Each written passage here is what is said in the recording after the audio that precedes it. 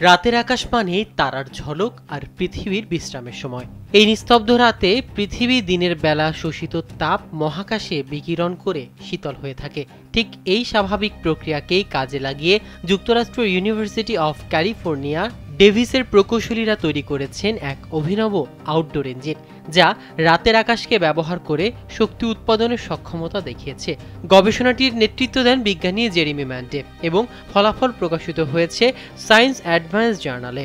বিজ্ঞানীরা ব্যাখ্যা করেন, রাতে বায়ুমণ্ডলের এক বিশেষ স্বচ্ছ তরঙ্গ দৈর্ঘ্য ব্যান্ড দিয়ে তাপ সহজে মহাকাশে বের হয়ে যায়, আর এই প্রক্রিয়াটি বায়ুমণ্ডলীয় জানালা হিসেবে পরিচিত। স্যান্ডেলিনা সো, রূপচর্চায় আভিজাত্য। এই জানালাটি যন্ত্রটির শীতল হওয়ার মূল উপাদান। যন্ত্রটির নিচের প্লেট মাটির স্বাভাবিক উষ্ণতাকে অনুসরণ করে, আর উপরের অংশ আকাশের কারণে দ্রুত ঠান্ডা হয়। দুই প্লেটের মধ্যে প্রায় 18 ডিগ্রি ফারেনহাইট বা প্রায় -7.8 ডিগ্রি সেলসিয়াস তাপমাত্রার পার্থক্য দীর্ঘক্ষণ বজায় থাকে, যা ছোট স্টার্লিং ইঞ্জিনকে সচল রাখে। স্টার্লিং ইঞ্জিন মূলত বাহ্যিক তাপ ইঞ্জিন, যেখানে আবদ্ধ গ্যাস উষ্ণতা ও শীতলতার পার্থক্যের প্রসারিত ও সংকুচিত হয়। এই গ্যাসের এক্সপেনশন কম্প্রেশন প্রক্রিয়ায় ফ্লাইহুইল ঘোরায় এবং সেখান থেকেই শক্তি উৎপাদন হয়।